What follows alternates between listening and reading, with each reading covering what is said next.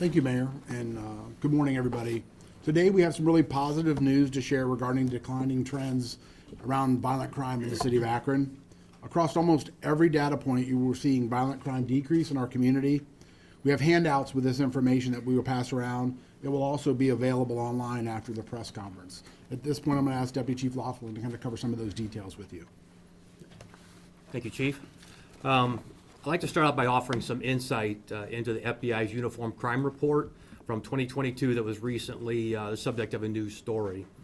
As a result of the article, we did an in-depth analysis of our case clearances and found some internal shortcomings as well as some nuances about our record management system we were previously unaware of. We're updating our processes and making sure that we are more diligent and accurate, and making sure that any corrected reports are reported to the state of Ohio. After extensive work by detectives and our crime analyst, we found our solve rate was 21.46%, up from the 13% that were reported by the FBI. Although this solve rate may appear low, you'll see in the data that Chief Harding referenced that we were seeing an encouraging trend in a reduction in violent crime in Akron. We have done a comparative analysis year to date from 2023 to the same time period in 2024. So that's through September of 2024 compared to September of 2023. We've seen a 33% decrease in a number of shootings and shots fired calls. We've seen a 38% decrease in the number of shootings into habitations. There's been a 25% overall decrease in the number of offenses where a firearm was used. And last year at this time, we had 20 murders in Akron compared to 15 this year, which is a 25% decrease over 2023.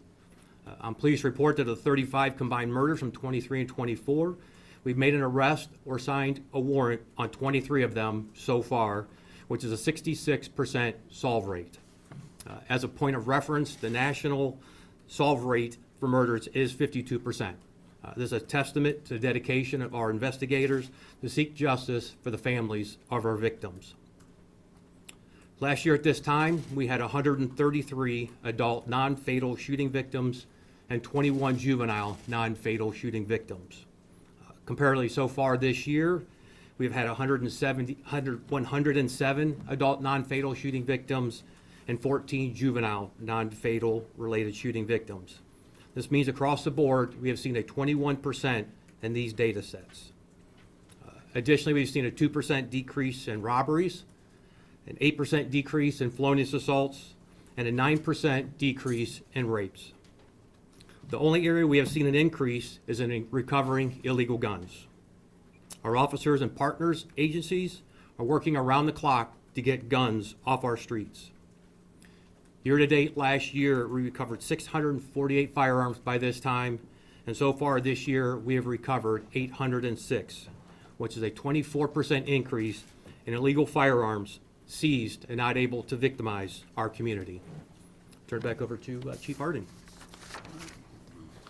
Well, thank you, Chief Laughlin. We're very happy to see the data moving in a positive trend, but we will continue to work diligently to reduce violent crime in our community. Let me be clear that there's more work to be done, and even one shooting is too many, and one unsolved murder weighs heavily on our department. I want to take this opportunity to applaud the efforts of our officers as well as our community to make Akron a safer place for all of us. At this point, I'd also like to provide a brief update on the June 2nd shooting. We have continued to receive tips on the shooting, and detectives continue to follow up on each and every tip that we receive. Since our last update, detectives have worked in excess of an additional 400 hours on this case. We continue to ask anyone with information to please come forward. You can remain anonymous. We have a detective who continues to work exclusively on this case. We also continue to work with a number of our partner agencies, including the ATF, the FBI, the Bureau of Criminal Investigation, the U.S. Marshals, and the Summit County Sheriff's Office to work on this case.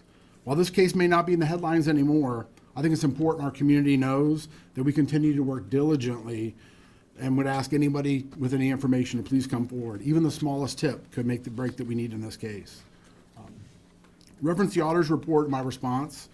Earlier, the mayor mentioned that we were going to talk about policy, and I also want to spend a moment and talk about training. We have been working on additional use of force training and de-escalation training for our officers. In early 2025, we'll be training on our officers on ICAT. This is an advanced communication and assessment and tactics training sponsored by PERF.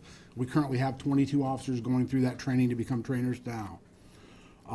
This will provide our first responders with the tools, skills, and options they need to defuse a range of critical incidents successfully and safely.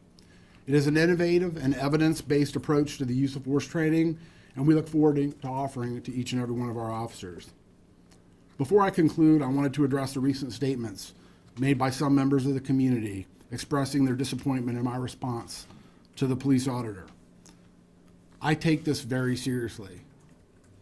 I respect the input and feedback of Auditor Fennell and the Citizens Oversight Board, and find value having important dialogue about our policing policies and practices.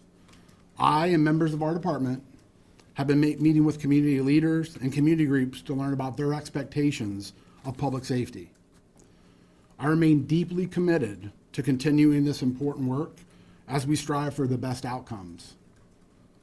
The auditor and I may not always agree on his findings, but we both want what's best for Akron and for the safety of everyone. I will not have any further comment on this matter at this time.